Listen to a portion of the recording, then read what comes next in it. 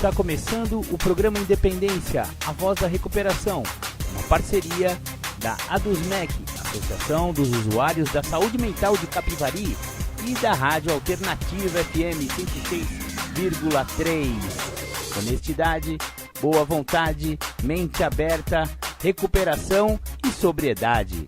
Com vocês, Marco Melo.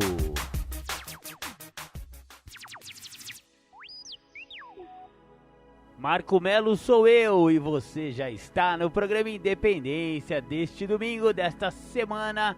Sejam todos muito bem-vindos ao programa Independência, aquele programa sem papas na língua que fala a respeito de alcoolismo, adicção, que também é conhecida como dependência química, codependência e todos os assuntos que abrangem esse universo. Bacana, bacana, vamos começar o programa como sempre com a música do The Flanders, Um Dia Perfeito. Legal, voltamos dos nossos estúdios aqui. Você ouviu The Flanders, Um Dia Perfeito, a música que a gente costuma iniciar o programa Independência, porque ela fala daquele alcoólico, digamos assim, abastado, aquele não é abestado, viu gente? É abastado, abastado é que tem dinheiro, entendeu? Então, aquele cara que, apesar de ser de boa família, de ser de boa índole, de ter, assim, uma condição socioeconômica mais favorável e tal, mesmo assim, o alcoolismo o acometeu, o pegou. Ele também teve problemas com o alcoolismo. Você vê que ele olha no espelho e nem sequer se reconhece. Isso é o que pode fazer com que uma pessoa entenda que realmente tem problemas com o álcool. Se você também é de boa família, se você também tem, né, uma condição um pouquinho melhor, mas acha que não é alcoólatra, porque afinal você nunca perdeu dia de serviço, afinal você tem uma família boa, etc e tal. Quem sabe você não seja que nem esse personagem desta música. Procure Alcoólicos Anônimos. Você com certeza lá pode encontrar pessoas semelhantes que talvez abram uma luz assim nessa sua dúvida. Isso mesmo, o AA agora na rua Silvio Janota, lá na Vila Fátima, em Capivari, pertinho da igreja Nossa Senhora de Fátima. Maravilha, maravilha. Hoje o programa Independência continua com a sua tendência dos últimos tempos de fazer resenhas de livros especializados em dependência química. Hoje, o livro que nós vamos resenhar é o Manual para a Família do Dependente Químico. Esse manual foi escrito por Rodrigo Lazzarini. A gente já fez aqui uma resenha de um outro livro dele, né? E ele é formado em psicologia pela Pontifícia Universidade Católica de Campinas, especialista em dependência química, pós-graduado pela Universidade Federal de São Paulo, Unifesp, especialista em psicologia analítica junguiana pela Universidade de São Paulo. Também ele é hipnólogo e também especialista em neurolinguística. Maravilha! Legal! Então, hoje vamos falar deste livro dele. É um manual para a família do dependente químico. Primeiras palavras. É de fundamental importância que todas as famílias tenham conhecimento sobre este manual. A eficácia de qualquer tratamento está diretamente relacionada à quantidade e à qualidade de informações úteis acumuladas e decisões tomadas no momento certo. Em caso de dúvidas sobre o que fazer, consulte um especialista. Todo e qualquer tratamento possui especificidades. Nada que se exige atenção constante e necessidades de ajuste ou mudanças de atitude é demasiado simples ou de fácil realização. Saber como agir em momentos de crise poderá exigir, no início do tratamento, suporte e direcionamento. Este manual foi realizado com profundo respeito e grande preocupação com as famílias que procuram por tratamento na modalidade ambulatorial. Respeito porque buscar ajuda para um problema com álcool ou outras drogas é verdadeiramente um ato de coragem e preocupação, pois sabemos o quanto a dependência e o uso nocivo de álcool e outras drogas impacta negativamente o comportamento de todos os envolvidos com esta séria condição de risco à saúde. especialista em dependência química, ao longo de anos, tenho atendido centenas de famílias através de estudos sobre dinâmica familiar e dos desafios inerentes ao processo de tratamento na modalidade ambulatorial. Aprendi como driblar as barreiras que podem facilmente prejudicar, retardar ganhos e até mesmo inviabilizar um tratamento. Uma família que não dispõe de recursos e informações, além de não conseguir auxiliar na condução do processo de recuperação, provavelmente está muito confusa e desorientada. Além das possibilidades de acolhimento e orientação realizadas no ambiente ambulatorial, recursos externos de orientação e ajuda à família de um paciente, em tratamento ou não, são indispensáveis. Um familiar em tratamento procura rapidamente assumir compromissos de mudança, resolver conflitos e manejar questões de natureza pessoal que possam atrapalhar o bom andamento do trabalho. Um dos maiores motivos que podem levar a piorar o estado de saúde de um dependente de álcool ou outras drogas é a demora na procura por um tratamento. E esta demora, na maioria dos casos, está diretamente associada a mecanismos mentais de defesa, como a negação, por exemplo. É muito claro para nós profissionais da área de psicologia e desenvolvimento humano que um familiar emocionalmente ligado com um usuário de substâncias adoece e, se não tratado, continua adoecido por muito tempo. Na mente de quem utiliza álcool ou outras drogas, a negação está, apesar das evidências claras, em não admitir o fato de estar doente. Na estrutura familiar, algo similar ocorre quando uma ou mais pessoas dentro ou fora do ambiente familiar, apesar de todas as evidências, parecem não ver, aceitar ou acreditar nesta possibilidade, negando ou subestimando a importância dos fatos. Outro exemplo é quando não há um consenso sobre a gravidade do que está ocorrendo. Neste caso, a minimização é o mecanismo de defesa mais utilizado. É importante salientar que um uso eventual de álcool ou outras drogas nem sempre evolui para um caso grave de dependência. Porém, não há dependência sem consumo regular de substâncias e, no caso das drogas ilícitas, não há parâmetros de segurança que possam assegurar um consumo livre de riscos. Psicoterapia breve e focal, terapia em grupo, grupos familiares de dependentes químicos como Al-Anon, Nar-Anon, Amor Exigente, Pastoral da Sobriedade, etc., orientação familiar, vivências e planos de desenvolvimento pessoal são alternativas possíveis para qualquer familiar em sofrimento. Pensando em diminuir os riscos de interferências e como os compromissos de oferecer um tratamento com excelência em qualidade e eficácia, segue uma lista com algumas estratégias, sugestões de conduta e procedimentos destinados às famílias que procuram um tratamento ambulatorial. Como especialista nesta abordagem, tenho certeza de que qualquer pessoa, independente da condição em que se encontra e que realmente esteja comprometido, encontrará resultados realmente satisfatórios para si, independente da modalidade de tratamento que optar. A única maneira de não permitir que uma família gravemente adoecida atrapalhe e ou inviabilize um tratamento é orientar, prevenir e tratar esta família o mais rapidamente possível. O especialista deve estar pronto para indicar a melhor estratégia de tratamento familiar. Oriente-se. Para mais informações sobre o atendimento especializado para a família, acesse tratamentoambulatorial.com.br. O papel da família. Existe uma diferença muito grande entre apoiar alguém em tratamento e fazer por alguém em tratamento. Não há absolutamente nada que um dependente químico não possa realizar e que diga respeito às estratégias traçadas no consultório. A atitude mais correta, quando o desejo é apoiar alguém em tratamento, é remover as barreiras. Dentre outras coisas, remover barreiras para um tratamento é garantir os investimentos em tratamento, consultas, testes, exames, medicações. Viabilizar as idas e vindas para o consultório e ou ambientes de tratamento. Assegurar a segurança dos filhos nos momentos em que o pai ou a mãe estejam se consultando. Moderar as expectativas e exigências. Colocar-se à disposição como acompanhante em momentos em que o paciente esteja inicialmente inseguro. São outras estratégias que podem viabilizar um tratamento. Dicas importantes.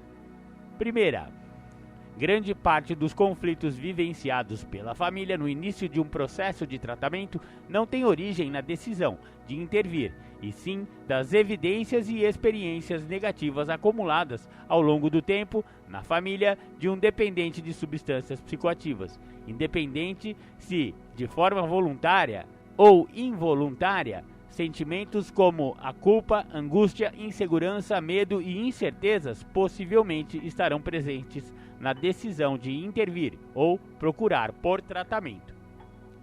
Segunda, a participação da família durante todo o processo terapêutico é fundamental.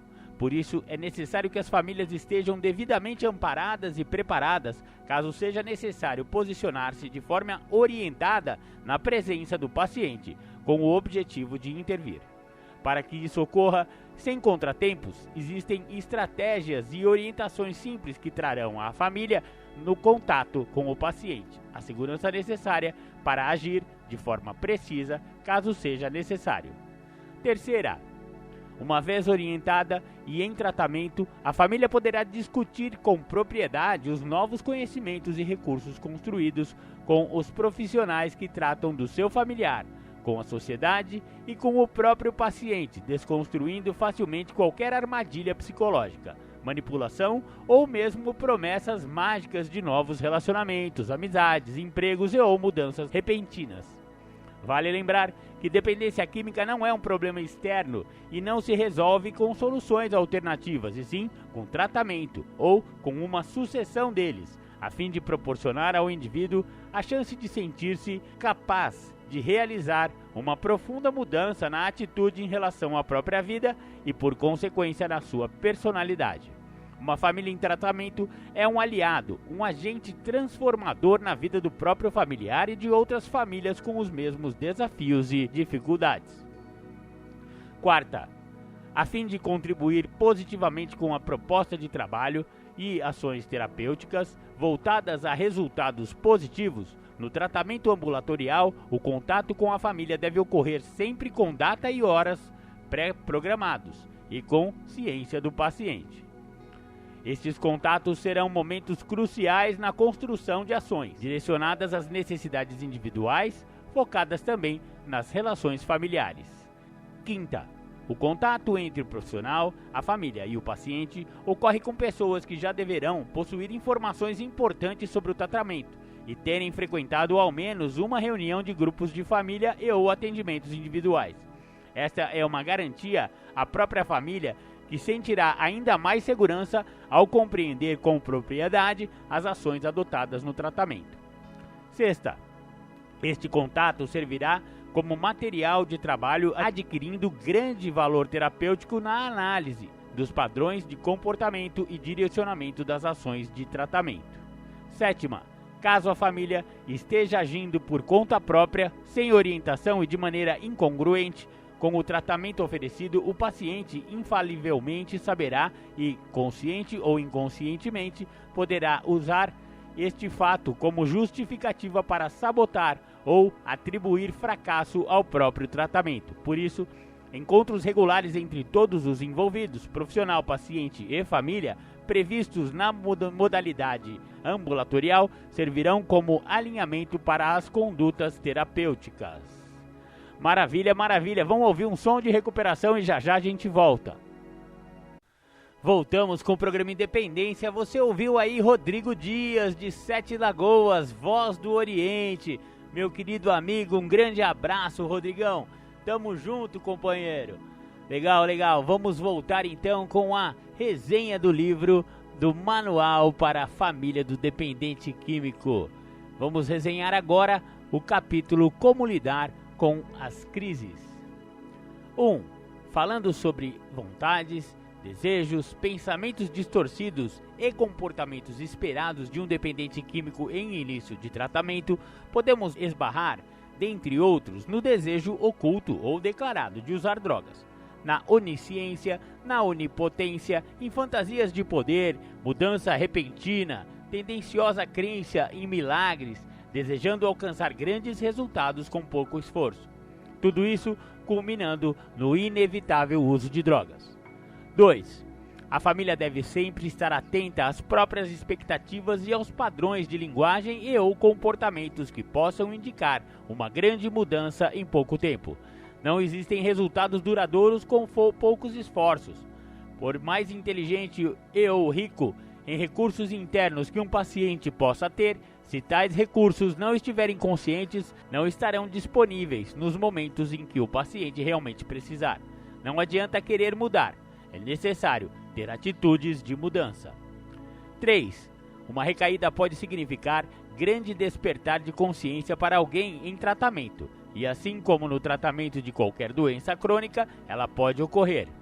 Pensar que a recaída é o fim da linha levou muitas famílias a tomarem decisões precipitadas de internar alguém movidos por desespero, ressentimento ou como punição. Existe um bom momento para se tomar essa decisão, caso ela seja necessária, e deve sempre estar apoiada por uma opinião profissional.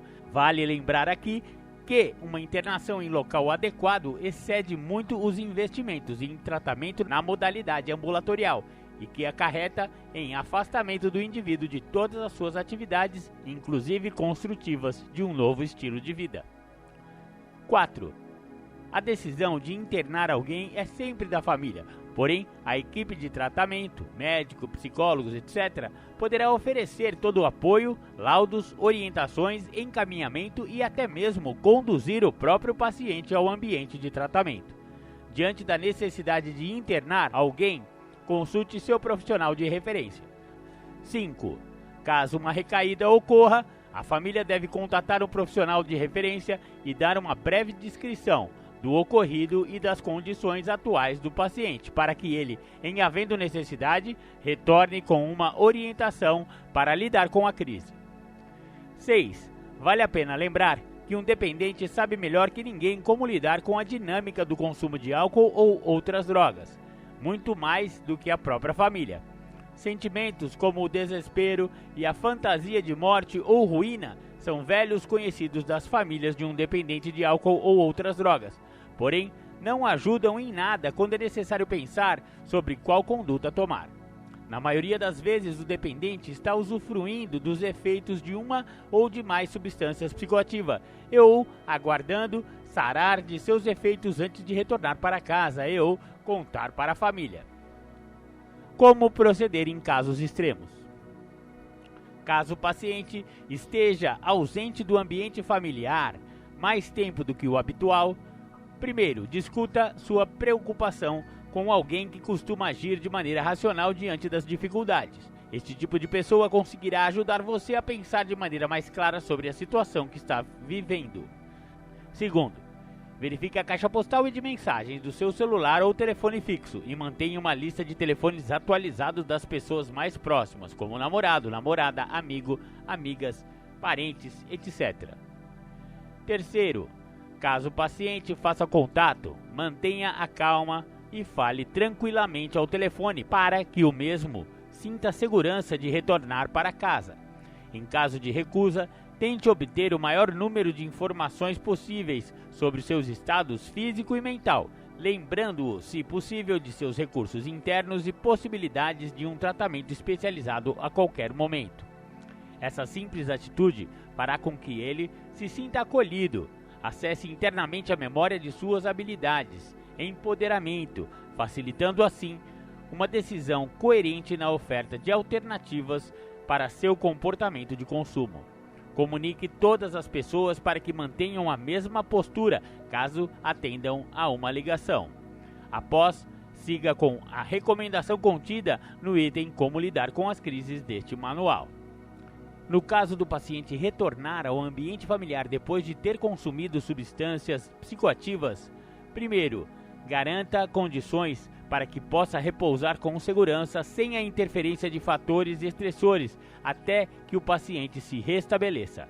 Evite oferecer qualquer remédio e ou qualquer outro recurso que amenize os efeitos do uso da substância, a menos que tenha uma indicação médica para isso.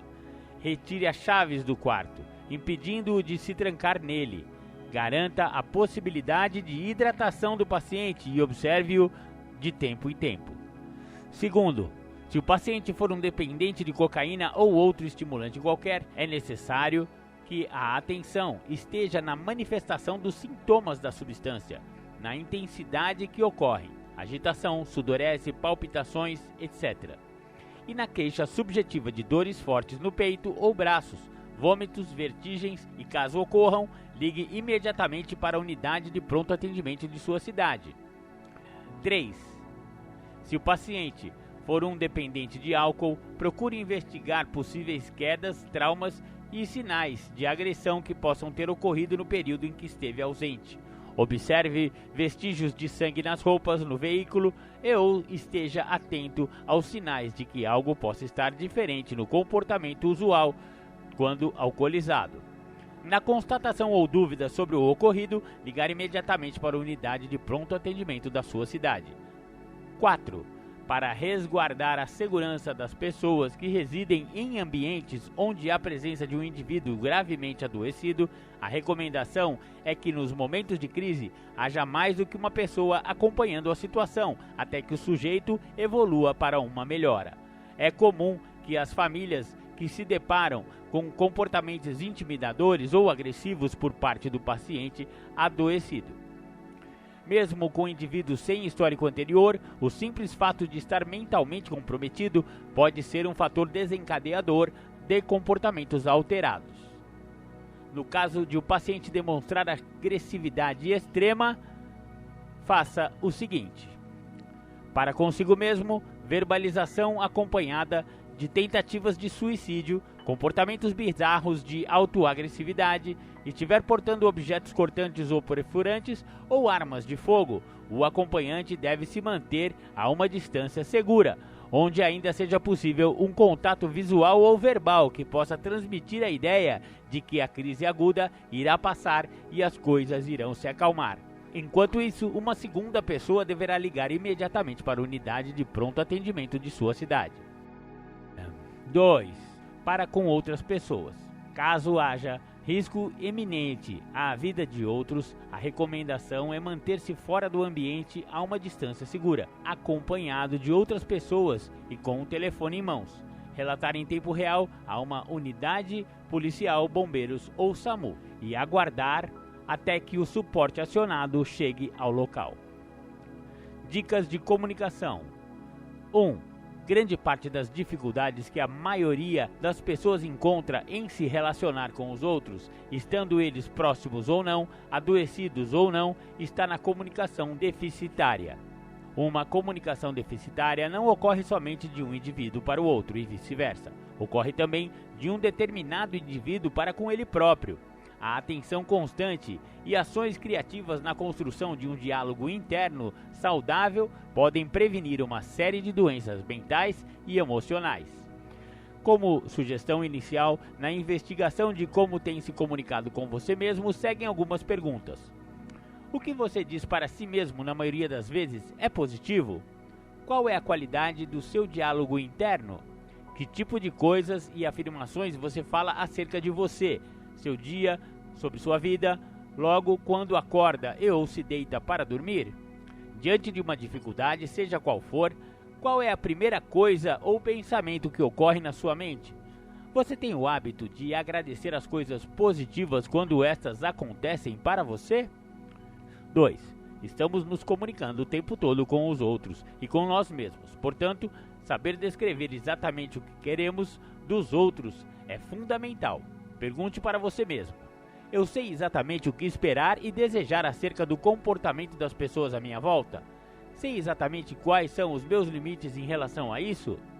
Se fosse necessário escrever uma lista clara e objetiva de comportamentos esperados, ele saberia como executá-lo de maneira simples?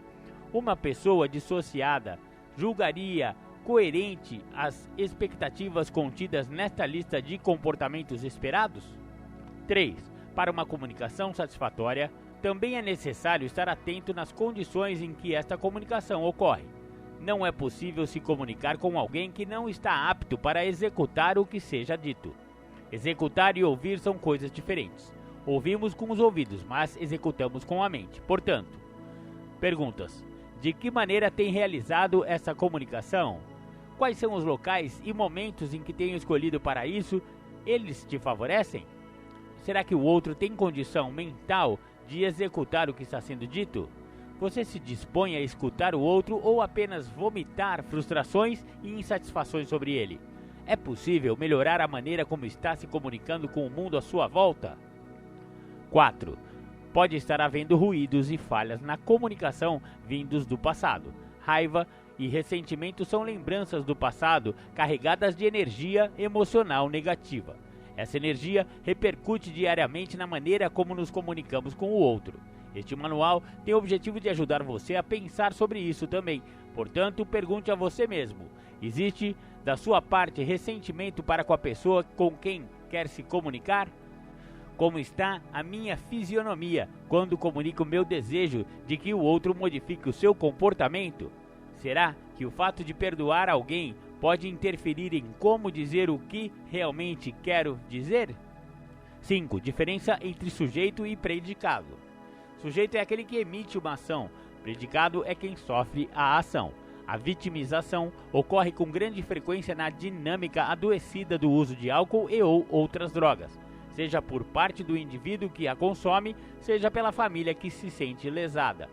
Tanto um como o outro não percebe que este padrão só prolonga a dor e gera sofrimento a eles próprios. Aos envolvidos nessa dinâmica mental, a solução esperada está no outro.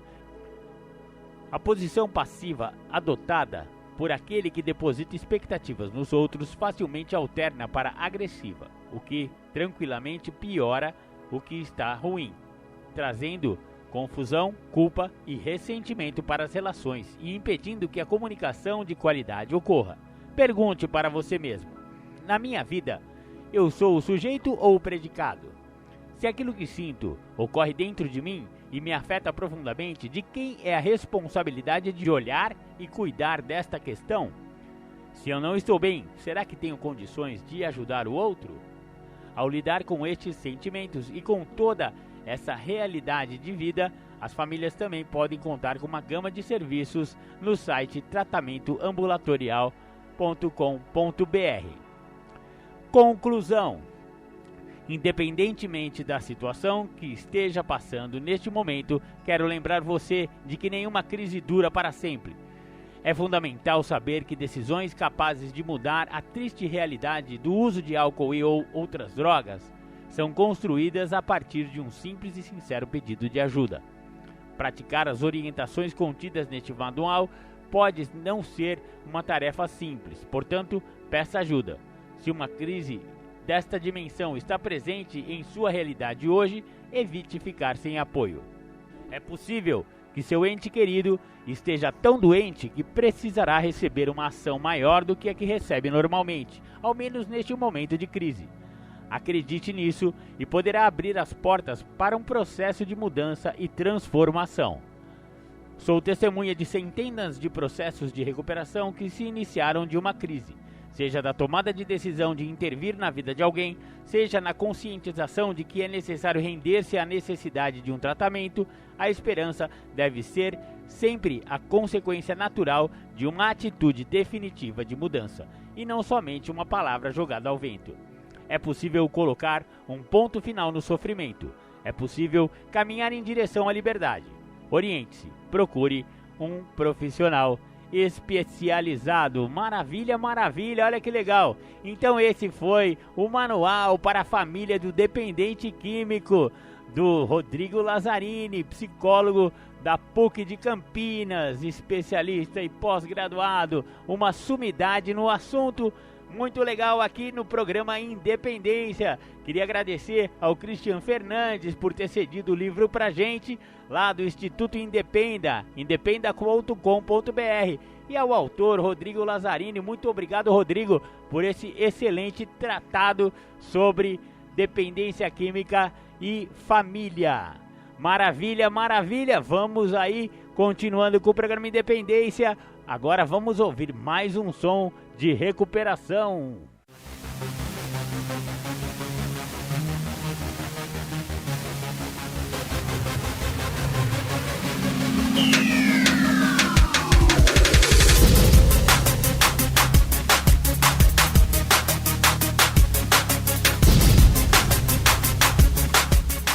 Você está ouvindo o programa Independência, a voz da recuperação. Para participar ou tirar suas dúvidas, ligue 3492-3717 ou então pelo WhatsApp 99650-1063. Legal, voltamos com o programa Independência. Você ouviu aí o sambinha do NA. Não é do NA, mas é de membros de NA. Faça diferente, companheiro. Maravilha, maravilha. Vai dar tempo de ouvir uma temática do Julião antes do segundo bloco. Então o Julião vai falar sobre auto-inventariar. Boa tarde. Queria falar sobre a importância dos passos para se autoconhecer. Eu, fazendo uma leitura do programa, no quarto passo, tem um tópico que fala só sobre o inventário. A importância que tem de se auto-inventariar, no caso, se autoconhecer. É interessante, né? Que eu acredito que quando eu chego ao programa, eu chego dentro de um quadro de uma sociopatia social. Eu busco, dentro de conceitos sociais, ficar apático, porque eu fico muito vinculado por anos dentro do uso da substância química, do álcool e outras drogas, e com isso eu me anulo de qualquer participação social. Aí, ali, começa a se caracterizar uma sociopatia. E eu preciso quebrar isso.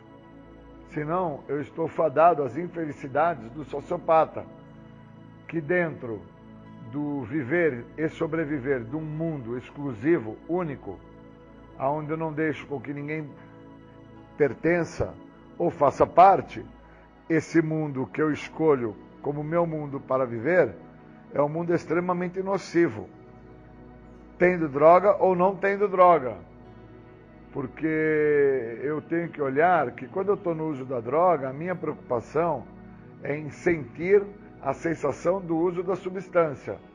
E quando eu estou sem o uso da droga, dentro de uma conduta sociopata, onde eu anulo a possibilidade de viver em sociedade, desenvolvo uma apatia social, eu na realidade só entendo o sentir se eu estiver drogado, ou sinto por pequenas frações que naquele momento eu me sensibilizo, mas eu não tenho um fator de continuidade duradoura. Então eu não permito sentir de uma forma mais intensa para que eu me modifique na situação que eu estou. O material do Guia para Trabalhar os Passos, especificamente o quarto passo, ele me dá uma condição de me inventariar. E quando eu me inventario sobre quem eu sou, aonde que eu me encontrava com isso que eu sou, independente do uso de álcool e de drogas, aonde que eu me encontrava, o que eu fazia lá, usando ou não usando, aí eu saio daquela situação, vou para algum local fazer um tratamento, independente se nesse local vou me tratar ou não, recebo o programa dos anônimos, os passos, nada determina que eu vá usar o programa de passos onde eu me encontro. Nada mostra-se no sentido de que se eu não usar os passos, eu não vou ser feliz. Então, o processo de continuidade do inventário, ele me favorece para que eu me veja, me reconheça e me entenda como a pessoa que precisa de algo para sair da situação que eu estou. Senão, eu não vejo que eu trago comigo, de muito antes até da ideia que o uso da droga e do álcool foi o que me trouxe problemas maiores, eu trago comigo sintomas de uma sociopatia, sintomas que me anulam de viver em sociedade e me faz acreditar que da maneira a qual eu vivia e da forma que eu acreditava viver, eu teria algum tipo de sucesso, ou prestígio, ou poder. Porque depois, quando eu tenho contato com o uso do álcool e de outras drogas, eu continuo a acreditar que o álcool e a droga me davam poder, me davam uma sensação que é uma falsa sensação, na verdade, de poder, de prestígio, de domínio, de interação, de convívio. E, no fundo, isso é fake, é falso, não é real, não é palpável. E por não ser palpável, é que fazendo o processo do inventário, quando eu acabo por me inventariar, acabo por saber quem eu sou, da onde eu me encontrava, com o que eu me encontrava naquele local, fazia uso do que naquele local, independente do álcool e a droga naquele local. Senão, eu fico canalizando energia para que aonde eu estava, ou aonde eu estou, aonde eu vou, sem droga, que eu vou ter sucesso. E a ideia é parar esse mecanismo de defesa que traz uma ideia que eu acho que é uma imagem fantasiosa, mentirosa, que a vida do ser humano, no caso a vida do Júlio, ela só era ruim porque tinha álcool e droga, e não é isso. Quando eu fiz o meu inventário, eu descubro que eu já era ausente a participar socialmente de uma série de atividades, na escola, na família, nas festas, nos relacionamentos, na própria rua, com as crianças da rua. Então o inventário, ele me colocou a par de quem eu era, onde eu me encontrava, o que eu fazia onde eu me encontrava. Depois, quando eu tive o contato com o álcool e com a droga, o que eu me transformo. Eu me vejo, então, a partir dali como? O que eu sou a partir dali? E uma vez que eu, dentro desse inventário, eu dou margem para o que o programa oferece, a partir do momento que eu começo a me inventariar, o dar margem é interpretar os meus limites, os meus anseios, as minhas falhas, as minhas prevaricações, é interpretar a minha mente doente que me fazia acreditar que eu ia ter uma vida exemplar se eu tivesse casa, esposa, filhos, um bom trabalho, um carro, dinheiro no bolso e aos domingos churrasco com os amigos e jogar uma pelada, um futebol na quadra.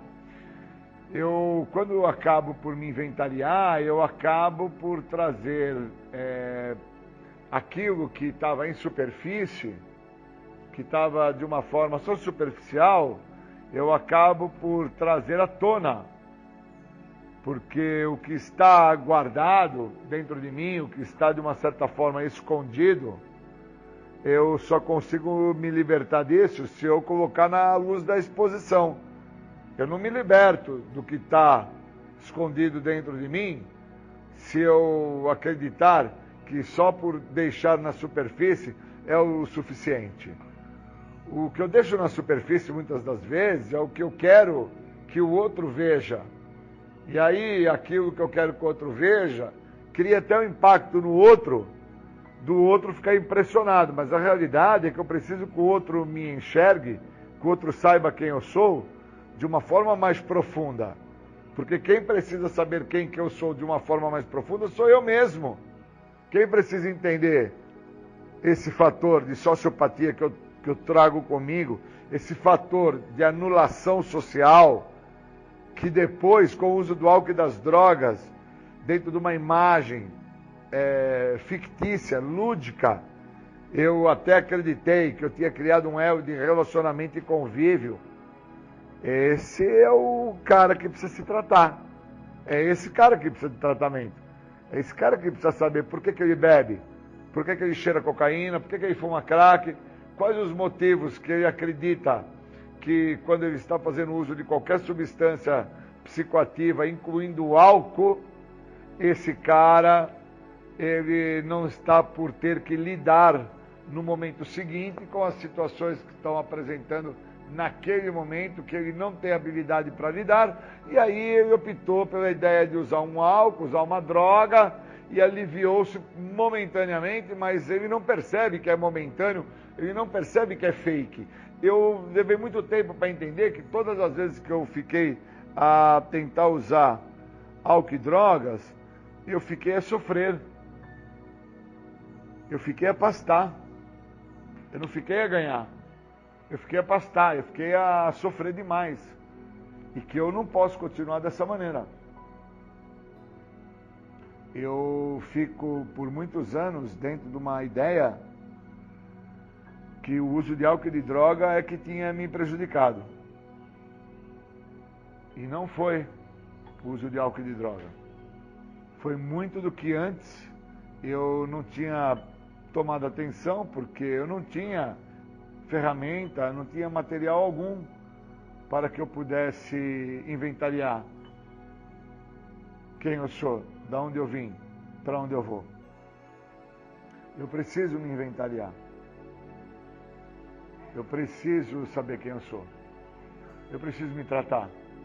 E a única forma que eu encontro de me tratar é buscando de uma forma profunda, buscando de uma forma intrínseca, de dentro para fora, através do que eu venho a conhecer de quem eu sou, como eu me encontrava, e agora o que o programa tem para me oferecer para que eu trabalhe com esse cara que eu busquei no meu íntimo, que eu trouxe, né, que eu acabo por conhecê-lo. E uma vez que eu encontre essa pessoa, eu agora começo a entender do que essa pessoa é capaz. Por isso que leva um tempo para se recuperar. Não é automático. Ou eu me permito me envolver com o que o programa tem a me oferecer e uso de uma forma inteira, contínua, o que o programa tem a oferecer, ou estou fadado a sofrer, e eu acho que até sofrer mais do que eu já sofria sem o uso de álcool e de drogas. E eu nunca tinha percebido que eu sofria. E olhando outras pessoas, eu começo a entender que existem diversos tipos de sofrimento. Diversos. Eu, por um período, comecei a acreditar que sofrimento era só usar álcool e droga. E agora, sem o uso de álcool e droga há mais de 20 anos, eu entendo que o sofrimento não está vinculado ao uso de álcool e de drogas. Sofrimento são questões de ordem pessoal, que eu devo tratar, que eu devo olhar, que eu devo falar, que eu devo conhecer, para que eu não vá buscar, através da substância química, um alívio. E às vezes eu vejo um amigo sofrendo e vejo que a intenção de parar aquele sofrimento é buscar alguma coisa para aliviar o que está acontecendo. E a própria pessoa às vezes não está entendendo que o que está faltando a ele é ele se compreender. E que se ele não fizer isso, ele vai buscar os recursos que ele sempre buscou. Seja no álcool, na droga, seja no roubo, onde for. Onde for. Então acho que é importante dividir isso com o grupo, dividir isso com as pessoas, porque o programa me deu condição de me encontrar, o programa me deu condição de me autoaceitar, o programa me deu condição de interpretar aonde que eu estava me encontrando antes de fazer o uso. Da primeira vez que eu fiz o uso, onde eu me encontrava, quais os fatores de comparação, de justificação, de racionalização, de desconfiança das pessoas que estavam à minha volta, e eu me encontrava com essas pessoas. Eu estava junto com elas, ou eu estava dentro de um parâmetro onde eu acreditava que eu seria feliz, dentro de uma apatia social que eu tinha, que eu acreditava que se eu vivesse dentro de um mundo onde só eu vivia naquele mundo, as pessoas à minha volta iriam me compreender, iriam me aceitar, e eu não seria incomodado. E na realidade, o incômodo já existia, porque eu existia. Porque eu fazia parte, querendo ou não, de uma forma social da sociedade que eu fazia parte. Que era o meu pai, minha mãe, meus irmãos, meus amigos, a escola, os futuros empregadores. Então o programa, ele me trouxe realmente para me olhar, me ver, me entender, me compreender, e me deu uma chance ímpar para que eu viva feliz, para que eu viva de uma forma mais leve, sem tanta cobrança. Então, quando eu tenho amigos a quais estão sendo cobrados pelas suas escolhas pessoais de vida, eu compreendo já através da maneira como eles estão se mostrando para mim, que existe uma característica de apatia social. Estão apaticamente buscando uma forma de não terem que, em parâmetros sociais, se adequarem ou se modificarem. Acreditam que vão ser felizes com os moldes de vidas que os mesmos trazem para eles. Só que a prática me diz que eles não vão ser felizes, que não estão sendo felizes. E eu não quero isso para mim, como eu também não desejo isso para ninguém, que é o fator de infelicidade, né? Então eu queria agradecer nesse momento a isso, para a gente poder falar um pouco disso. Obrigado.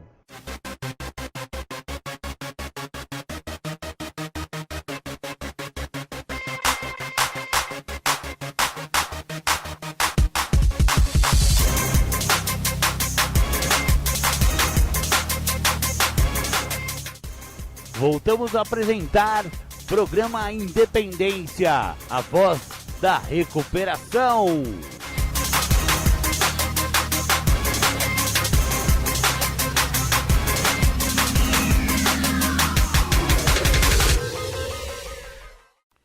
Bacana, voltamos com o nosso programa Independência, a voz da recuperação. Legal, agora no segundo bloco vamos ouvir nosso convidado sempre presente aqui no programa Independência, Bruno Góes. Bruno Góes vai falar sobre adicção é doença. Para quem ainda não me conhece, meu nome é Bruno Renato Góes, eu trabalho com dependência química há mais de 15 anos e antes de ser profissional, antes de trabalhar na área, eu também sou adicto, né? Eu também sou dependente químico, tive problemas com drogas, bastante jovem, fiz o meu tratamento através de uma internação e hoje, depois de 16 anos, já quase 17, ainda venho me mantendo em recuperação e faço esse trabalho na internet. Também trabalho numa instituição, também ajudo aí uma clínica, né? Profissionalmente lá dentro. E aqui eu faço essa distribuição de conteúdo gratuito. A doença da adicção, ao contrário do que muita gente pensa, não se resume única e exclusivamente ao uso de substância. Quando eu falo doença da adicção, entendam dependência química, alcoolismo, né? Quando a gente fala de adicção, nós estamos englobando tudo isso. Quando nós começarmos a entender que dependência química, que a adicção não se resume apenas ao uso de substância, muita coisa vai começar a clarear para nós. Vamos entender um pouco mais sobre isso. Olha só, o que de fato é uma doença? Para a gente entender o que é uma doença, nós precisamos compreender que uma doença ela é um conjunto de sintomas. Então, qualquer doença que a gente estiver falando, nós estamos falando de um conjunto de sintomas, quer seja uma doença física, quer seja uma doença mental, quer seja uma doença emocional. Qualquer uma dessas doenças, elas são um conjunto de sintomas. Então, se a gente está falando de uma gripe, por exemplo, como é que o médico faz para saber que aquele indivíduo está gripado? Ele vai fazer algumas perguntas para entender quais são os sintomas desse paciente e através desses sintomas o médico consegue identificar que esse paciente está gripado. Se nós formos falar de uma doença emocional, vamos falar de depressão, por exemplo, né? Uma doença bastante comum hoje em dia e é uma doença emocional.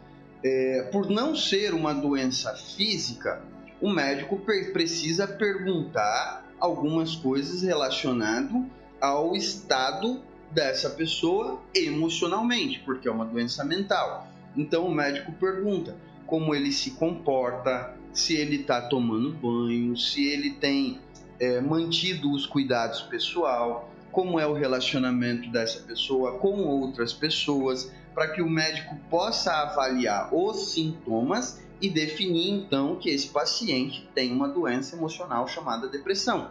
Se é uma doença física, a gente vai lá, faz um exame de sangue ou de qualquer outro tipo de exame, né? Um exame de imagem, enfim. E o médico avalia que, através desse exame, desses conjuntos de sintomas, o paciente tem determinada doença.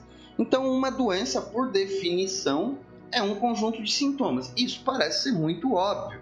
Isso talvez vocês já saibam, e talvez vocês devem estar se perguntando assim, Bruno, isso eu já sabia, o que isso tem a ver com a história da moça lá? Eu vou chegar lá, calma, não saiam daí, fica aí porque eu vou chegar na história da moça.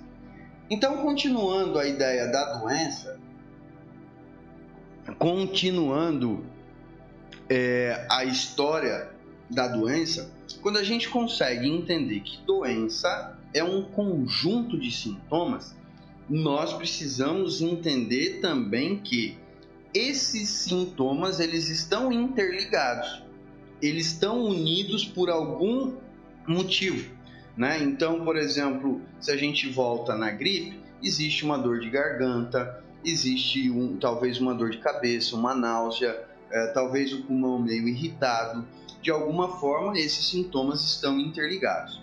Quando a gente fala de adicção, né, de dependência química, de alcoolismo, no seu conceito de doença, nós também estamos falando de um conjunto de sintomas.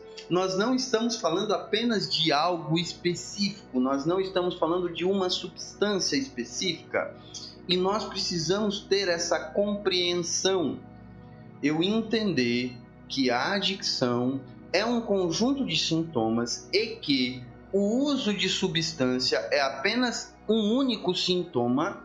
Por trás do uso de substância, a gente encontra a compulsão, a gente encontra a obsessão, por trás do uso de substância, a gente encontra o egocentrismo, por trás do uso de substância, a gente encontra a ansiedade, por trás do uso de substância, a gente encontra a euforia, por trás do uso de substância, a gente encontra o descontrole, por trás do uso de substância, a gente encontra a inabilidade de ter contato com a realidade, por trás do uso de substância, a gente encontra a falta de percepção. Então, todos esses sintomas, eles estão envolvidos junto com o uso de substância.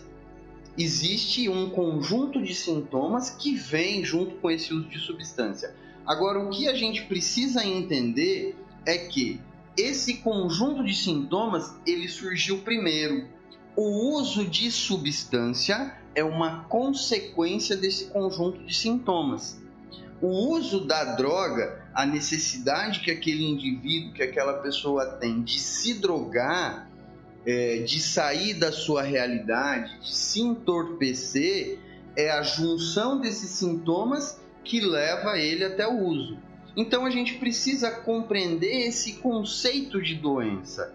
Quando a gente fala de dependência química, de adicção, nós estamos falando desse conceito de doença. Isso é tão sério que as clínicas de tratamento hoje, as clínicas sérias que oferecem um tratamento de verdade, elas não olham para o processo de abstinência. Elas não olham para a desintoxicação. A desintoxicação se torna até indiferente, porque a desintoxicação é um processo natural que vai acontecer. O indivíduo, a pessoa, o adicto chega na clínica e naturalmente ele vai desintoxicar. Esse processo vai acontecer. Agora, muito mais importante do que não usar drogas, muito mais importante do que desintoxicar, é esse conjunto de sintomas que leva esse indivíduo até o uso. Esse descontrole, essa inabilidade, esse ego exagerado, essa manipulação, essa compulsão, essa obsessão. Todos esses sintomas, quando eles se unem, o indivíduo termina no uso de drogas. Então, o processo ele é ao contrário. A maioria das famílias, 99% das famílias, chegam na instituição ou chegam até mim, me procuram, acreditando que o problema é a substância. Inclusive, é muito comum eu escutar frases do tipo assim: o problema é só o álcool, o problema é só quando ele usa droga, o problema é a droga, o problema é o crack. Ele é uma pessoa muito boa, mas quando ele usa droga... E aí eu pergunto para essa família assim, o problema é só a droga. E ele começou a usar droga quando? Ele começou a usar droga com 14, 15 anos de idade, certo? Hoje ele tem quanto? Ele tem 35. Se ele começou a usar com 15, hoje ele tem 35, são 20 anos. Em média, quantos dias da semana ele usa? Ele usa todos os dias da semana. Nos últimos 20 anos, o problema é só a droga. Então, assim, a gente precisa entender que houve uma construção, houve um caminhar. O indivíduo não acordou do dia para a noite e falou assim: hoje eu vou fumar 50 gramas de maconha. Ninguém acorda do dia para a noite e fala assim: agora eu vou me entorpecer muito, eu vou ficar muito doidão, vou sair destruindo tudo porque meu sonho é ser internado. Isso não é projeto de vida. E a gente precisa entender que alguma coisa aconteceu nesse meio de percurso. A dependência química é caracterizada uma doença e ela está dentro do grupo das doenças mentais, dentro das doenças psiquiátricas, porque os conjuntos de sintoma mostram que esse indivíduo ele é diferente das outras pessoas. Ele não pensa igual às outras pessoas, ele não sente igual às outras pessoas, ele não se comporta igual às outras pessoas. É por isso também que muitas das vezes eu escuto os familiares me dizendo assim: eu não entendo fulano de tal, eu não entendo o meu adicto. É tão simples, é só ter força de vontade. Por que ele não para de usar? Tem tudo à disposição dele, eu forneço tudo para ele. É uma coisa tão pequena, por que ele não consegue? É só ter força, você precisa ser forte, né? E nós precisamos compreender que quando se trata de doença, não é uma escolha, não é uma opção. Ninguém acorda e fala assim: hoje eu vou ficar gripado, hoje eu vou ter uma pneumonia. Não, as coisas elas acontecem como elas têm que acontecer. Existem alguns estudos que falam em predisposição, outros estudos que falam que os indivíduos eles passam a adquirir ao longo do processo devido ao meio de convivência. Enfim, não existe nada afirmado, não existe nada comprovado cientificamente, porque não é uma doença física, é uma doença emocional, é uma doença mental. Então não dá para fazer um exame e entender lá, vem do gene que juntou com o gene do avô e tal, e deu uma deformidade no cérebro e falta alguma coisa. Não tem, é um indivíduo normal fisicamente, mas ainda assim existem algumas características diferentes. Essas características juntam um conjunto de sintomas. Isso não faz dessa pessoa, né, eu posso usar eu como exemplo, porque eu sou adicto, isso não faz de mim uma pessoa melhor ou pior. Isso não faz de mim uma pessoa superior ou inferior. Dentro da sociedade como um todo, e aí a gente precisa acabar com esse preconceito, a gente precisa romper com esse estigma, né, com essa barreira. Nós precisamos compreender que dentro da sociedade existem grupos de pessoas, ninguém é igual a ninguém. Existem pessoas que têm diabetes e ninguém escolheu ter diabetes, a pessoa simplesmente teve. Existem pessoas que têm câncer e ninguém escolheu ter câncer. Existem pessoas que têm depressão, existem pessoas que têm asma, existem pessoas que têm várias doenças e essas pessoas elas não escolheram isso, não foi opção. Simplesmente aconteceu. E essas pessoas elas não são melhores ou piores do que alguém, não são superiores ou inferiores. Logo, a adicção também não faz de mim uma pessoa superior ou inferior a alguém. Não faz de mim uma pessoa melhor ou pior do que alguém. Faz de mim um indivíduo que tem algumas limitações, assim como o diabético também tem. Assim como quem tem câncer também tem. Assim como quem tem hepatite também tem. E mais algumas outras doenças por aí. A adicção faz com que eu tenha algumas limitações. E eu preciso ter consciência disso. Isso precisa estar muito bem claro para mim, quanto adicto, e a minha família precisa desenvolver essa compreensão. Por que é que eu digo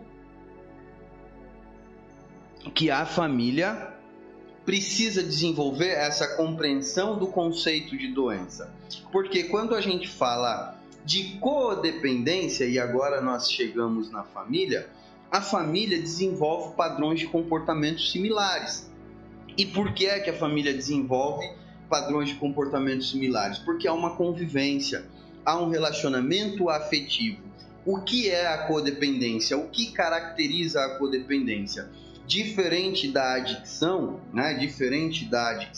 a codependência ainda não é classificada como uma doença. A codependência ainda não está lá no CID, então não podemos afirmar que é uma doença. Mas, por um outro lado, a codependência ela é classificada também por um conjunto de sintomas. A codependência também é caracterizada por um padrão de comportamento que se estabelece. A codependência ela é classificada através de uma pessoa que tem um apego afetivo a uma outra pessoa que tem um problema. Não precisa necessariamente ser adicto.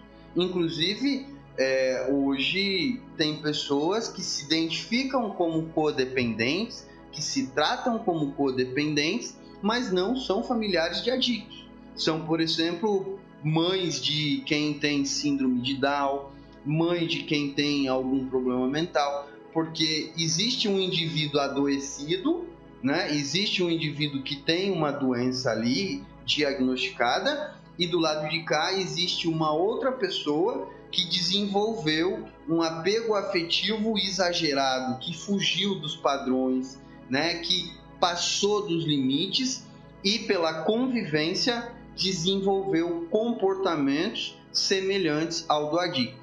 Então, quando a gente fala de codependência associada à adicção, nós estamos aqui falando de codependência associada à adicção, é muito comum os codependentes desenvolverem comportamentos exatamente iguais aos comportamentos do adicto. Talvez isso soe meio estranho para vocês, talvez isso não seja muito familiar para vocês, mas quando uma família me fala assim: o problema é só a droga. Ele é um indivíduo muito bom, um amor de pessoa, um excelente profissional, mas o problema é só a droga. O que é que esse familiar está querendo me dizer? Que o problema não é ele.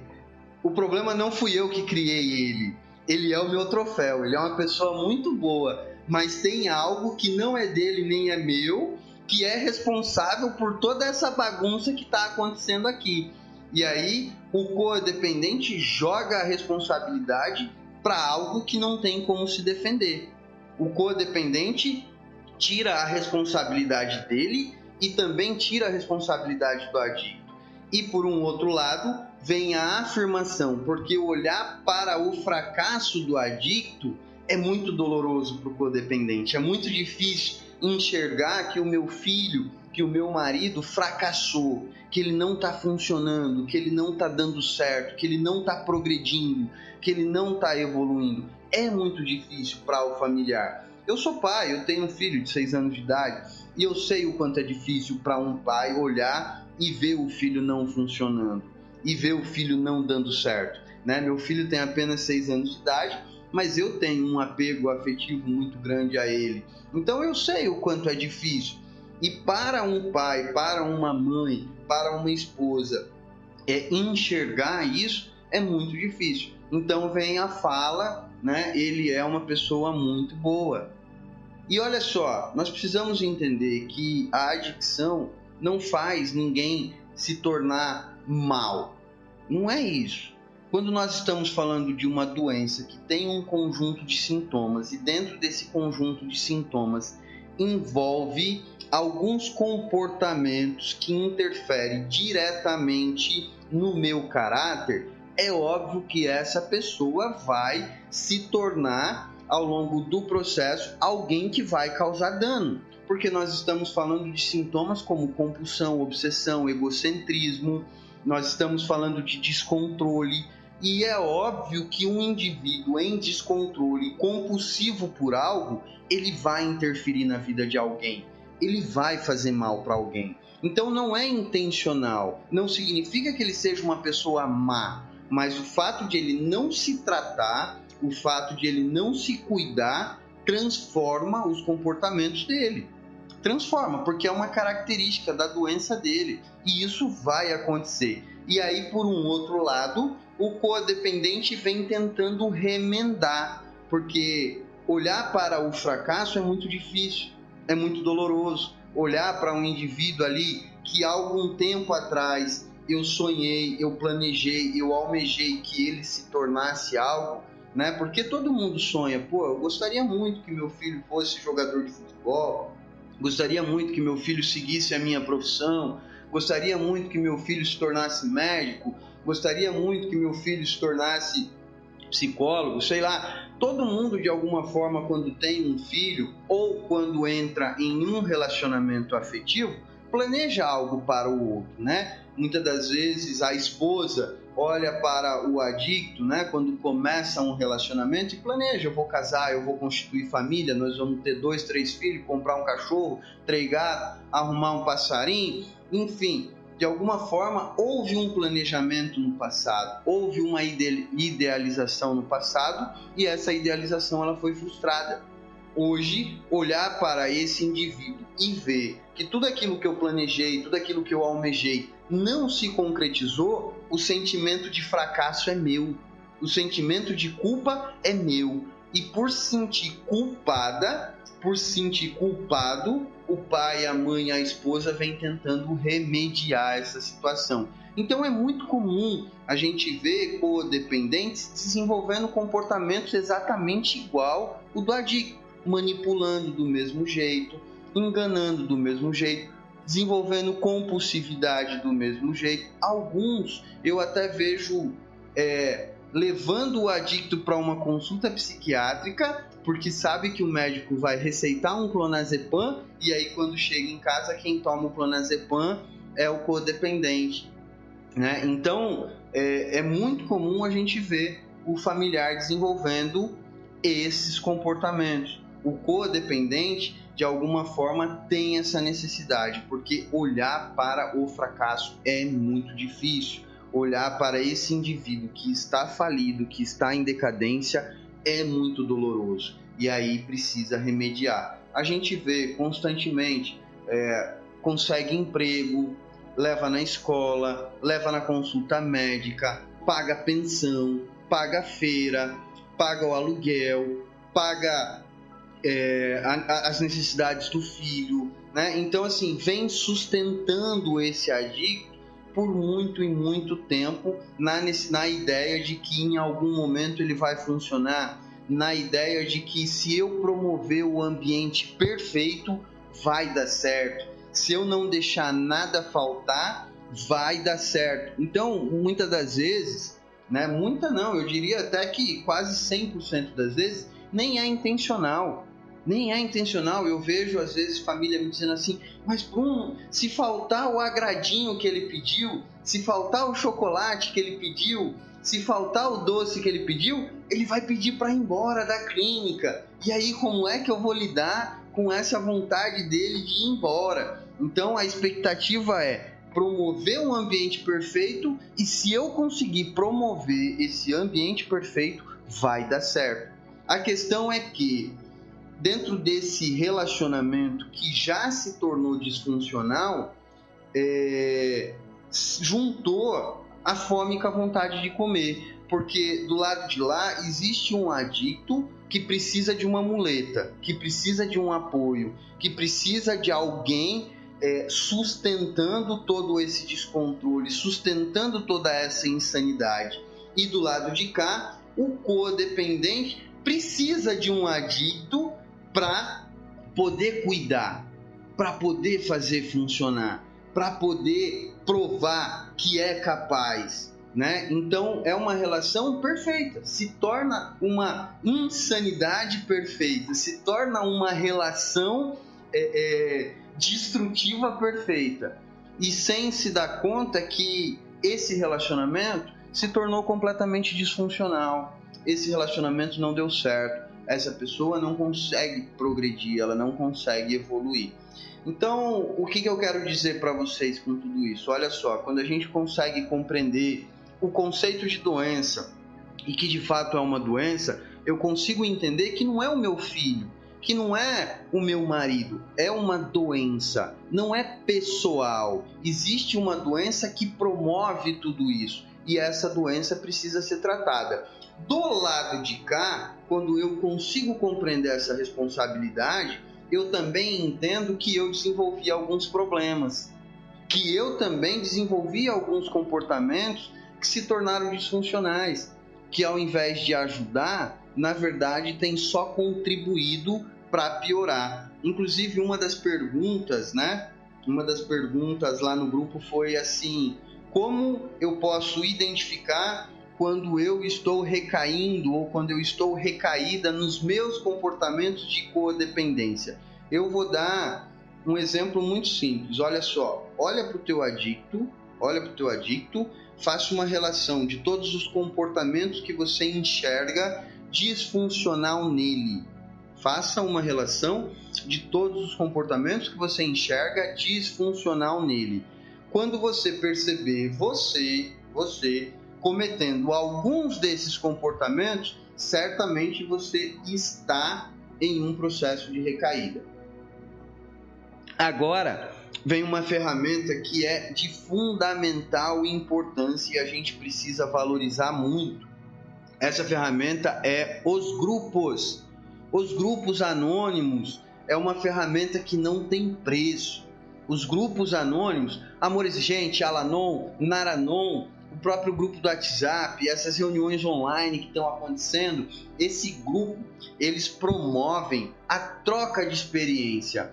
E aí entra essa questão do comportamento, porque eu já estou tão adoecido que eu não consigo observar os meus comportamentos, eu não consigo enxergar os meus comportamentos, eu não consigo ter uma leitura honesta e sincera do meu comportamento, porque a minha doença não me permite. E aí o grupo abre essa possibilidade, porque quando eu vou lá no grupo e eu falo de mim, eu trago com honestidade, com verdade, com transparência a minha realidade, consequentemente, as outras pessoas se identificam e essas outras pessoas elas podem me mostrar, essas outras pessoas elas podem me dizer aonde é que eu estou errando e aonde é que eu estou acertando, porque eu estou adoecido e eu não dou conta de fazer uma leitura sincera e honesta sobre mim. A minha doença não permite isso. Logo, com a codependência não é diferente. A codependência não permite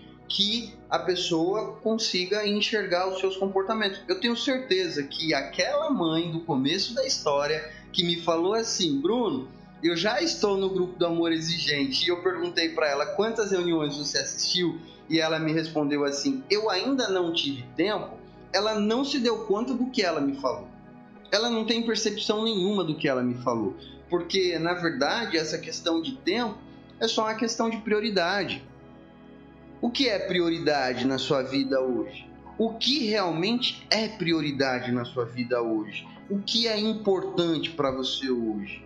O que você está disposto a fazer para de fato mudar a tua vida?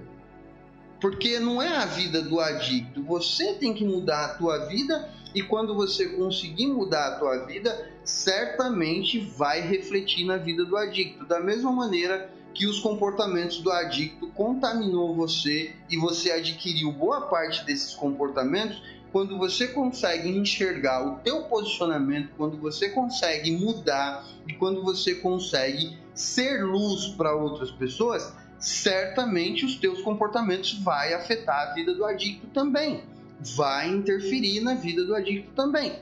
Então, não é o adicto, é você, codependente, que está aí me assistindo agora, nesse momento. Qual é a tua responsabilidade sobre os teus comportamentos? O que é que você tem feito na tua vida?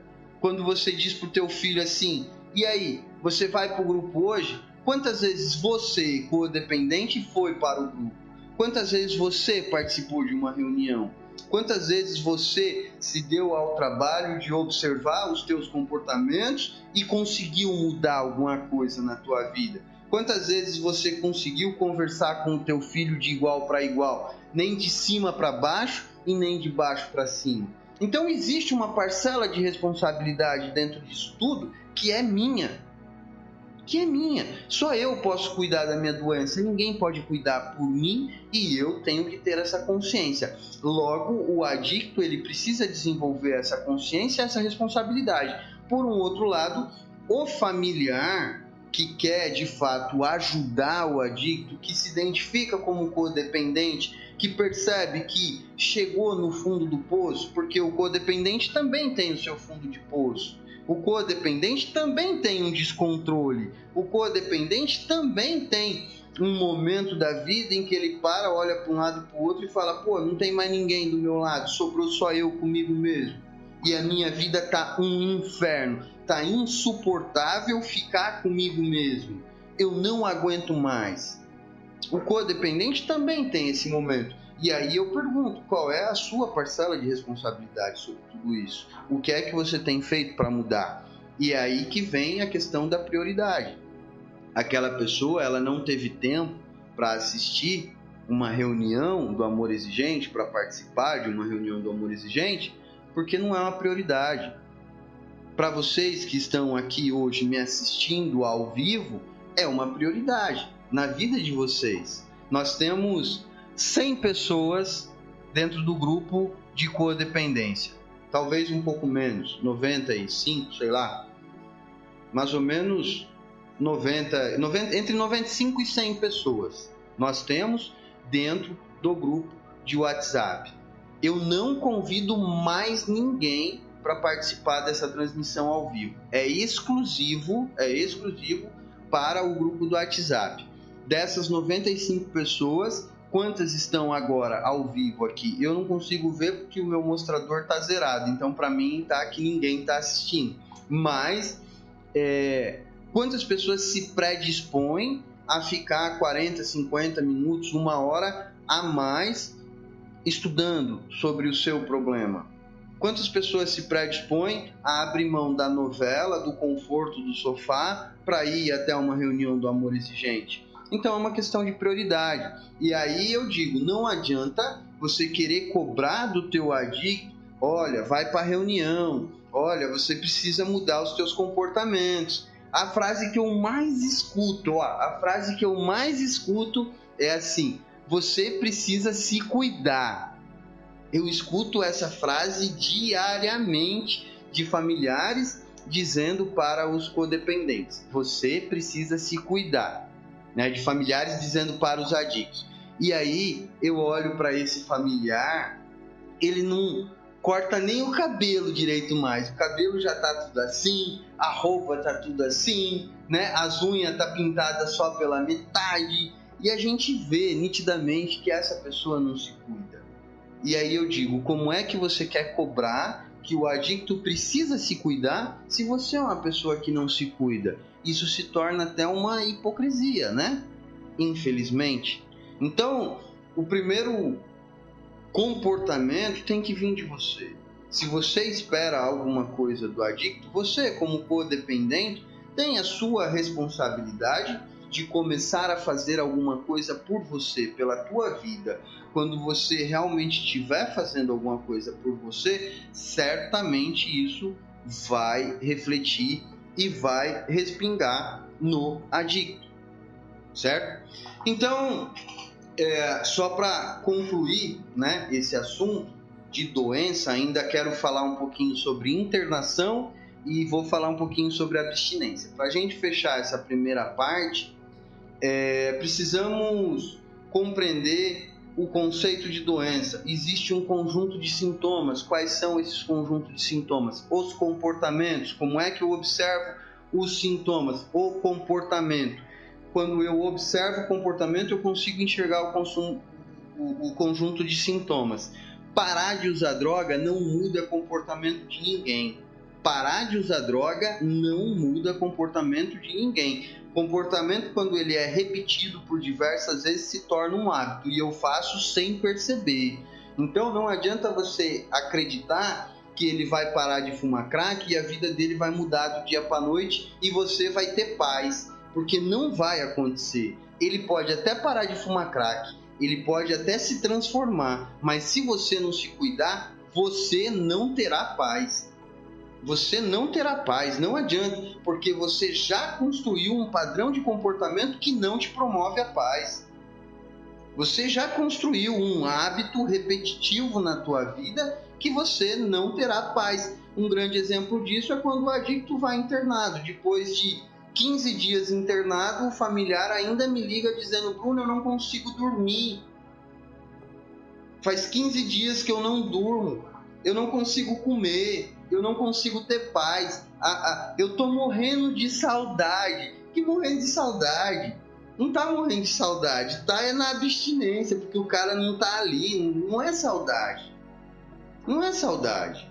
Isso aí é a necessidade de cuidar, isso aí é o seu descontrole que já está instalado e você já está habituada a viver dessa forma. E agora, se você não fizer um esforço, o teu adicto pode até mudar, o teu adicto até pode entrar em recuperação, mas você vai continuar do mesmo modo. Por um outro lado, se você de fato quer ajudá-lo, se você realmente quer ajudá-lo, você também pode começar a mudar, porque certamente você mudando o teu posicionamento dentro de casa, no teu relacionamento com ele, certamente você vai ajudá-lo. Certamente ele vai começar a ter uma percepção mais clara da vida dele. É muito difícil um familiar que consegue ter um relacionamento frente a frente com o adicto e falar para ele: olha, você está me prejudicando, você está me fazendo mal, eu estou com a minha vida de ponta cabeça, eu não consigo mais viver. É muito difícil um familiar que tenha a coragem de dizer para o adicto o quanto ele está machucando. É muito difícil um familiar que tenha essa coragem. Por quê? Porque acredita que se falar vai gerar um desconforto e ele vai recair, na expectativa de que eu preciso promover um ambiente perfeito para que ele possa se recuperar. A ideia é a seguinte: não tem ambiente perfeito. Eu tenho a minha responsabilidade, você tem a sua. Eu tenho a minha responsabilidade, você tem a sua. Cada um com a sua responsabilidade. Não tem como eu querer cumprir com as responsabilidades da minha esposa. Não adianta, porque a responsabilidade dela, não é minha. A responsabilidade dela é dela. Estávamos até conversando sobre isso agora aqui, 5 minutos antes de começar a live. Estava eu e minha esposa aqui batendo um papo falando sobre isso. A responsabilidade dela é dela, a minha é a minha, não adianta. Então, com o adicto não deve ser diferente. Dê a ele a responsabilidade que é dele. Fique só com a sua. Tem até um trabalho que eu sempre falo aqui, né? Um exercício. Anote num papel todos os motivos pelo qual você está sofrendo hoje. Dentro desses motivos, separe o que de fato é responsabilidade tua. Você vai ver que é a mínima parte. Você está sofrendo por aquilo que não é seu, você está sofrendo por aquilo que é do outro. Se é do outro, devolva para o outro, não é teu. Não assuma essa responsabilidade. Então, compreendemos a adicção no seu conceito de doença, compreendemos a codependência dentro dos seus padrões de comportamento, começamos a enxergar que mudanças são necessárias e essas mudanças elas partem da minha responsabilidade. Eu enxergando a minha responsabilidade sobre tudo aquilo que acontece na minha vida.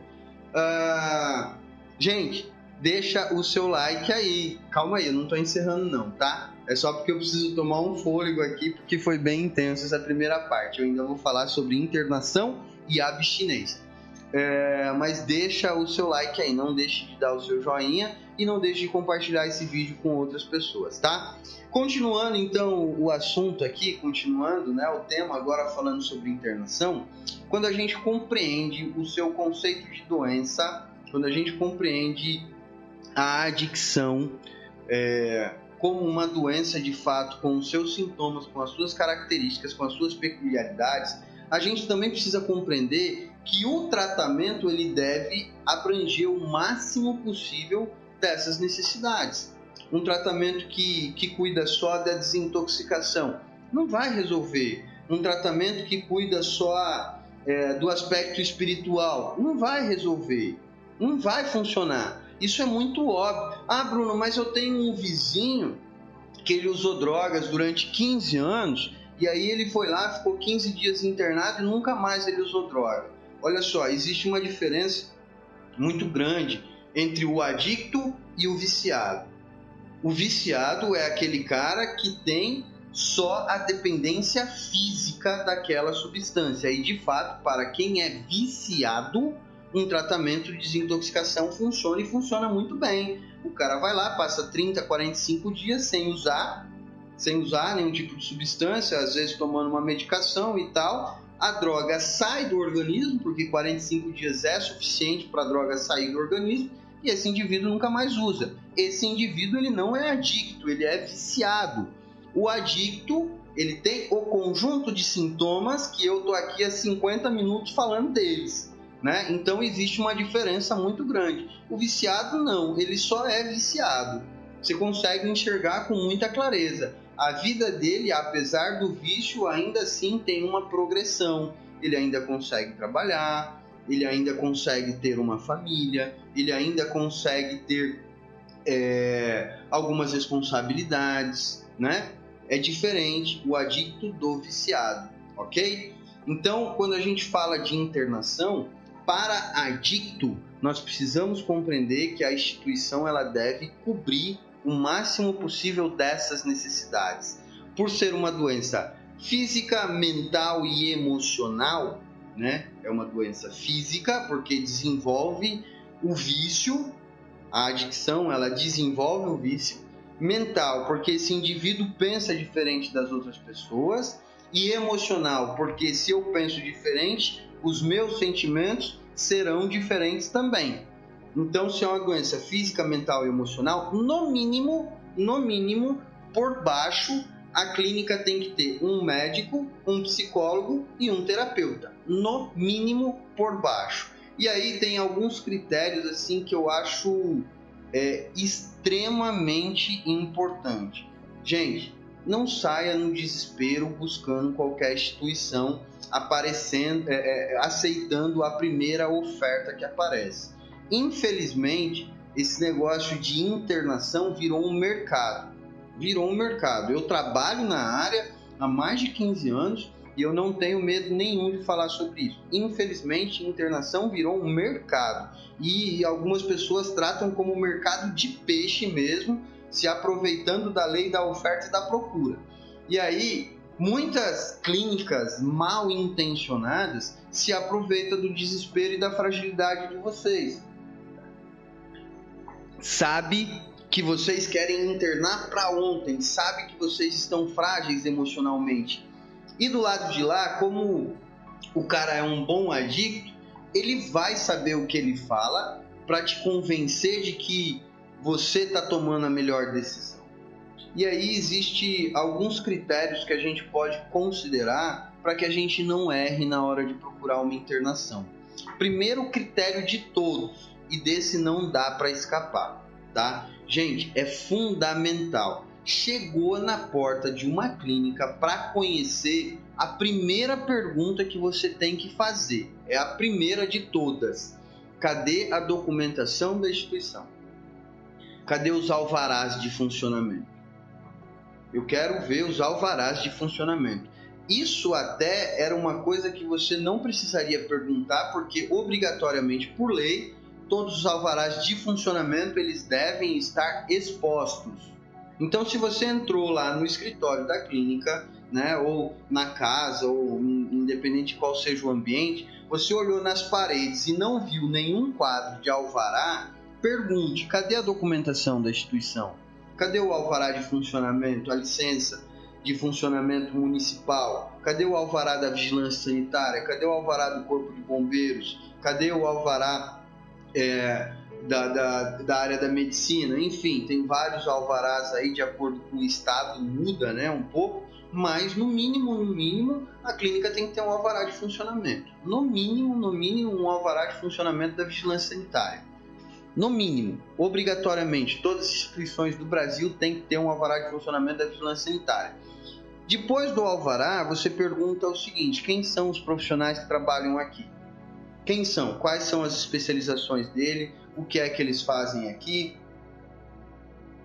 Quantas vezes por semana eles estão aqui? Quantos atendimentos vão ter?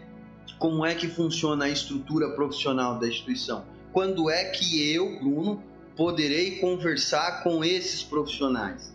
Quem é o psicólogo que trabalha aqui? Quando é que eu posso ligar para falar com o psicólogo? Quem é o médico que trabalha aqui? Quando é que eu posso falar com o médico? A clínica obrigatoriamente deve fornecer esse acesso a vocês. A clínica obrigatoriamente tem que fornecer esse acesso a vocês. Terceira pergunta é qual é a estrutura que a clínica oferece de tratamento? Qual é a metodologia? Como é que eles trabalham? O que é que eles promovem? O que é que eles te oferecem como serviço? E olha, gente, entenda uma coisa, isso é lei. Não interessa se é clínica gratuita e não interessa se é clínica particular. Ah, Bruno, porque foi o vereador lá que conseguiu um tratamento para mim de graça e tal, por meio de não sei quem, o padre lá que indicou, o pastor e tal, e eu cheguei na clínica lá, foi uma vaga que eu consegui de graça. Mesmo que seja de graça. As regras, elas são iguais para qualquer instituição. E essa que você pensa que é de graça, na verdade, não é de graça. Alguém está pagando isso. Alguém está pagando. Por mais que seja o SUS. Se é uma instituição financiada pelo SUS, Sistema Único de Saúde, ainda assim alguém está pagando. Por quê? Porque o SUS tem que pagar a essa vaga, tem que cobrir essas despesas e nós, do lado de cá, pagamos os nossos impostos para o Estado e o Estado repassa essa verba para o SUS. Então ninguém está fazendo um favor para ninguém. Por mais que seja de graça, cheguei lá no hospital psiquiátrico que é desintoxicação lá, que a ambulância do SAMU levou e tal. Pergunta, questiona, é seu direito. É seu direito. Então procure saber, as clínicas elas precisam ser fiscalizadas, até porque para que a coisa saia desse mercado, né, para que pare de ocorrer esse mercado, só vai parar de ocorrer se nós do lado de cá assumir a nossa responsabilidade de começar a questionar, a debater, a perguntar e talvez até denunciar. Pô. Tem que denunciar. Se a clínica não cobre todos os requisitos daquilo que é necessário para ofertar um tratamento, tem que denunciar. Então, pergunte, Bruno, eu fico sem jeito porque é uma vaga social e tal. Não interessa, alguém está pagando. A clínica não está fazendo favor nenhum para você. A clínica não está fazendo favor nenhum para você.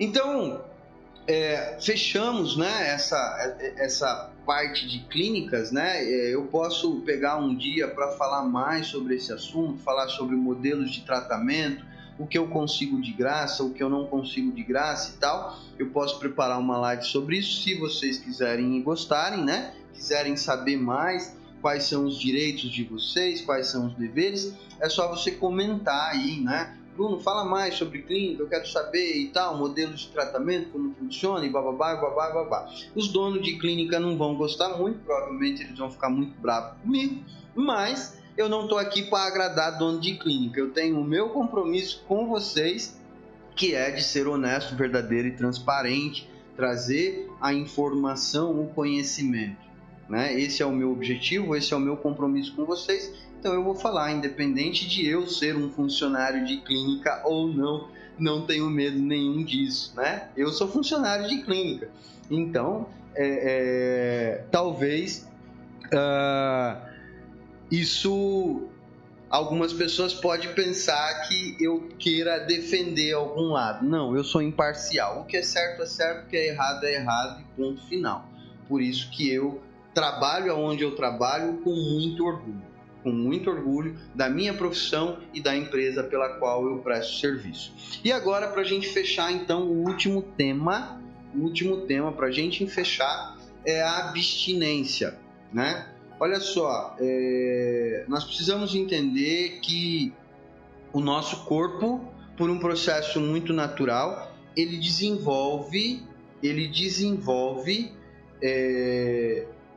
o hábito e ele se acostuma com alguns consumos. Então, por exemplo, se eu começo a consumir açúcar com uma determinada frequência, o meu corpo ele se acostuma com o açúcar. Se eu começo a consumir café, né, com uma determinada frequência, o meu corpo ele se acostuma com o café. Então existem algumas substâncias que provocam essas mudanças no nosso corpo e o nosso corpo se acostuma a essas mudanças. Geralmente são substâncias que promovem prazer.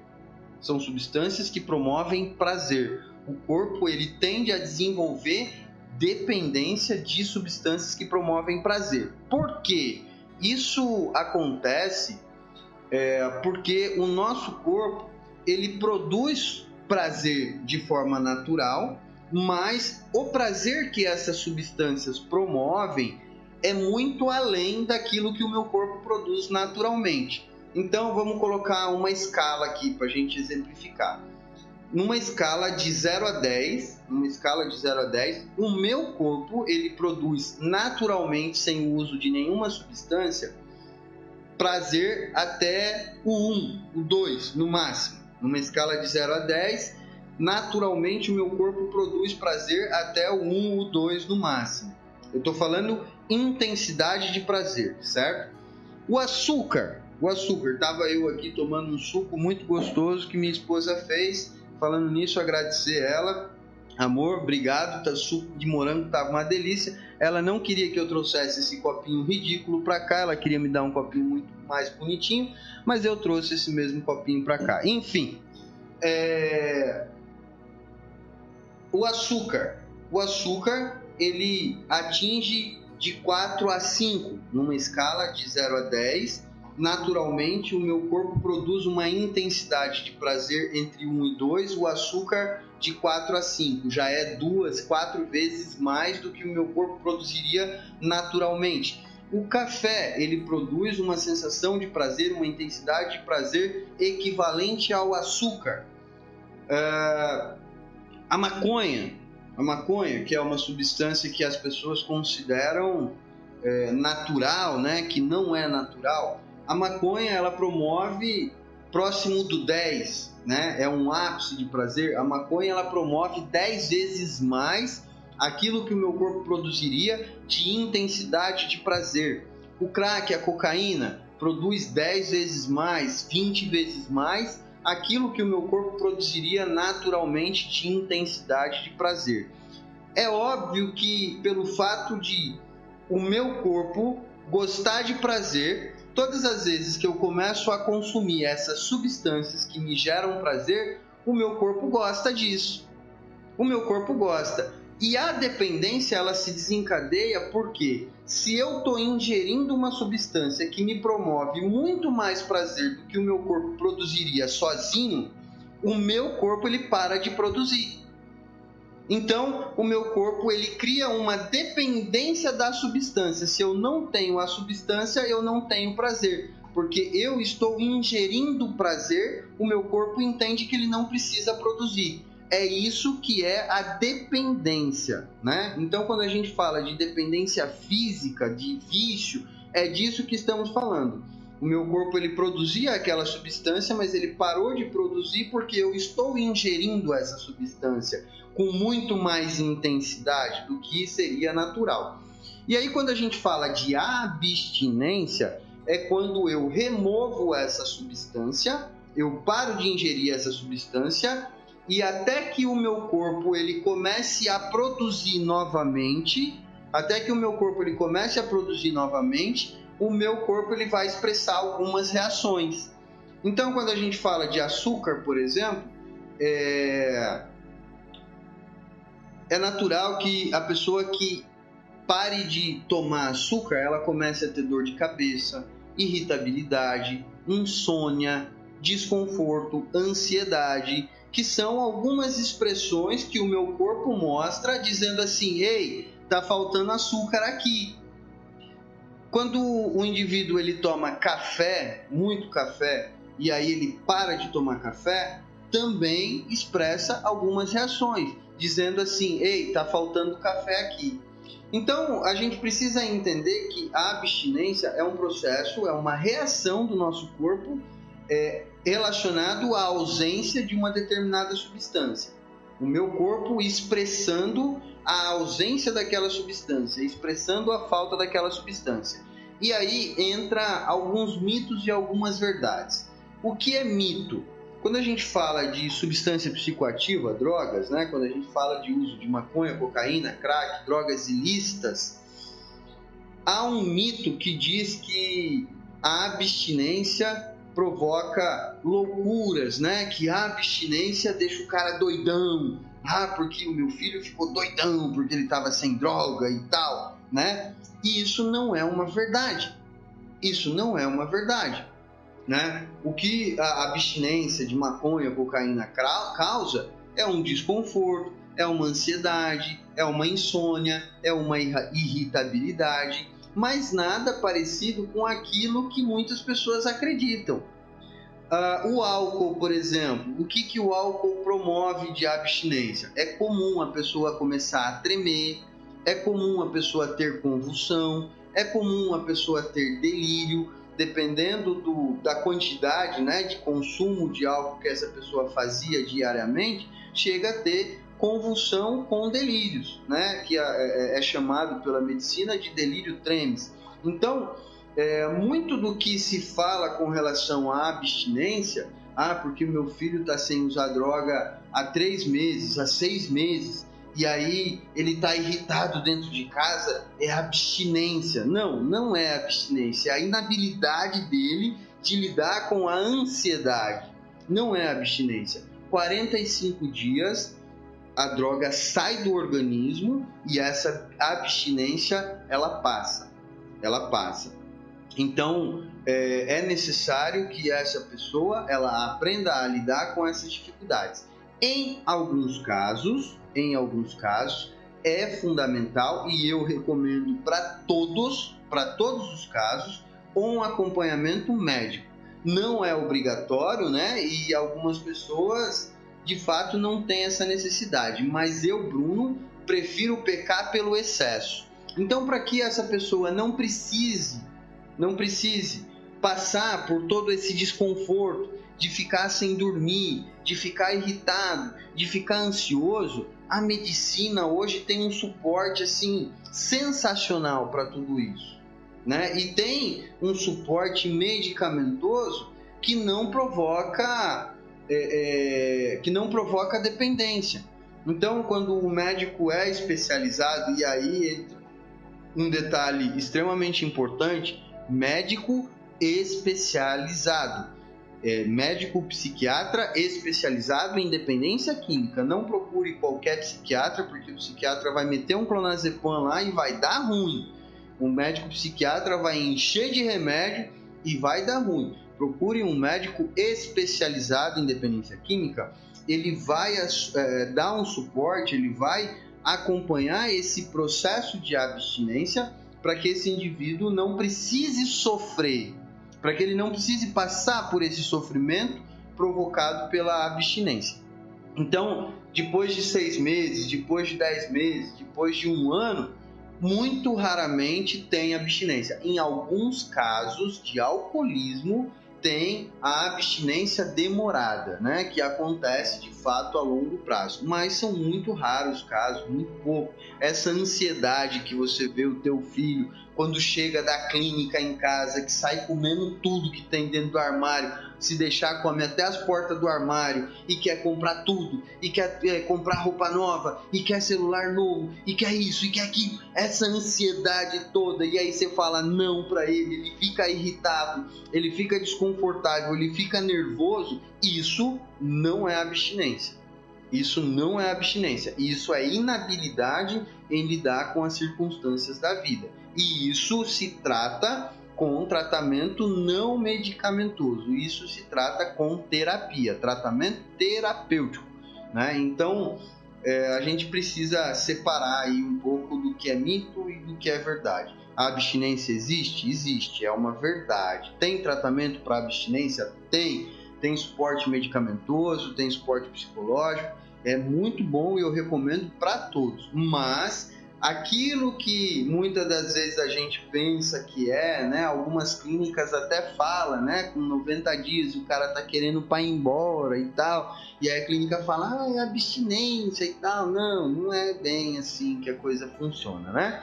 Vamos tomar um pouco de cuidado com isso. Conto com vocês quinta-feira que vem. Gente, muito obrigado de coração. Para mim é um grande prazer poder estar aqui com vocês. Forte abraço, fiquem com Deus e até quinta-feira que vem.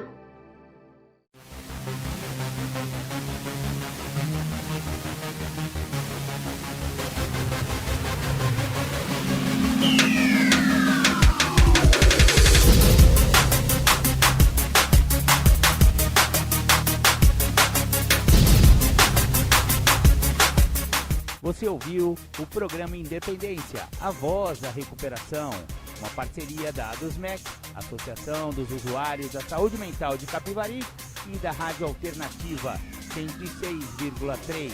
Até domingo que vem, com mais informações a respeito de dependência química e alcoolismo. Obrigado, até mais!